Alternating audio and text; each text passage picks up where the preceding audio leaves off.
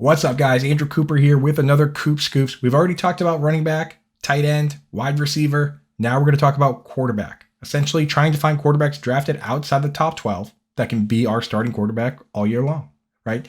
And the secret ingredient for me, what I look for most, is change, right? In order to best understand it, we have to go back and look at some recent breakouts and kind of put ourselves in the shoes that we were in before they broke out. Because it's kind of hard to think about how we felt about these guys before they were good, right? We just look at Josh Allen now and we're like, oh, he's the QB1, right? He's a beast. And in your mind, you almost feel like you've always felt that way. But when he was drafted, people did not feel that way. People did not want him to be picked. He was not our winner at Wyoming. He did not have good stats. He did not have good accuracy. And even as a rookie, his completion percentage was 52%, right? People were wondering if he was even going to be the long-term quarterback for that team. Then they went out and got John Brown and Cole Beasley. His completion percentage went up to 58%. And let me put that in perspective for you. 52% is terrible. 58% is a big jump. That was still 32nd in the league. His completion percentage went from 52, which is unacceptable, to up to 58, which is merely the worst in the league, right? Then they went out and got Stephon Diggs. He took a step forward, jumped up to 69%, 17% more than as a rookie, and now he's a QB1 overall, right? There were changes made to the team, to the office. He wasn't throwing a Robert Foster anymore like he was as a rookie. He was throwing a Stephon Diggs. Now he's a beast. Same things really could be said about Lamar Jackson, right? People were joking about him being a running back or a wide receiver, right? And then after his rookie year, everyone was like, oh, well, yeah, the guy can run, but, he can't really throw. He's not going to be the guy. They go get Marquise Brown. Mark Andrews takes a step forward. What happens? The dude leads the league in touchdown passes. No one saw it coming, but if you really thought about it, why couldn't he? You know what I mean? That's what we're looking for now. We're looking for changes, and we're saying, why can't this guy do that? So for me, I'll give you three guys that I'm kind of looking at now. One of them, Tua Tagovailoa.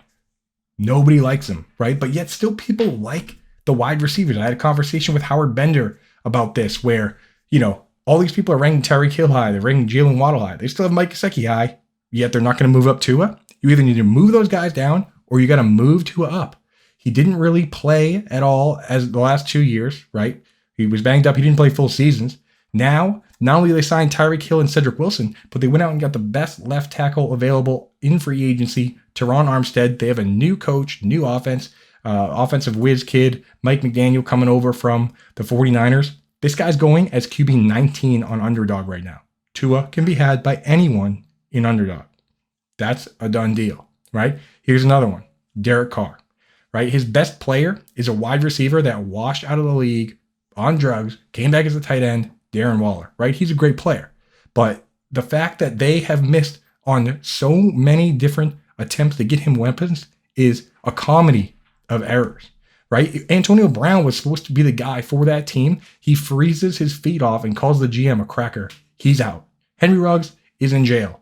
Brian Edwards didn't work out. Lynn Bowden, they traded him before the season even started. I mean, just a complete nightmare.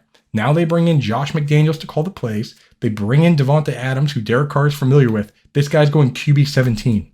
Derek Carr is in a completely different situation than he's ever been in. Devonta Adams, Darren Waller, Hunter Renfrow. He's got very similar weapons to what Patrick Mahomes used to have when he was a great QB. You know what I mean? Travis Kelce, Tyreek Hill, and then pretty much no one at wide receiver. Why isn't Devonta Adams, Darren Waller, Hunter Renfrow, why isn't that comparable? It's better, right? He's in a better situation. So I'm all for Derek Carr, QB 17. And the last one for me is Matt Ryan, right? Atlanta is rebuilding.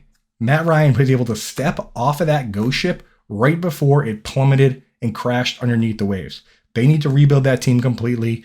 It's a beautiful thing for him to get off it. Now he goes to a team that's a winning organization with Michael Pittman, Paris Campbell, and they're probably going to take another wide receiver in the draft. They're going for it. They're trying to win now. And some people might say, oh, they have Jonathan Taylor. They're going to run too much. Back in 2016, the Falcons were a top 5 team in rush attempts. They had Devonta Freeman and Tevin Coleman, who were both top 10 running backs. Guess what? The offense was really good because they had a good rush attack and they had a good quarterback. And guess how Matt Ryan finished that year? Quarterback 2 overall. He was the MVP of the league. So don't tell me that the offense is going to be too good for the quarterback to be good in fantasy football. This guy's going off the board at QB 23 on Underdog, right? So take this video, take the other ones at the other positions, Go get yourself an underdog account. If you don't, use promo code ALARM. They'll match up to $100. And you can make a whole team of guys from these videos that are going outside of the RB1, wide receiver 1, tight end 1, QB1 range. Right? You can draft studs and then draft these guys who I think can be studs. All right? Go out there, win yourself some money. Talk to you later, FA Nation.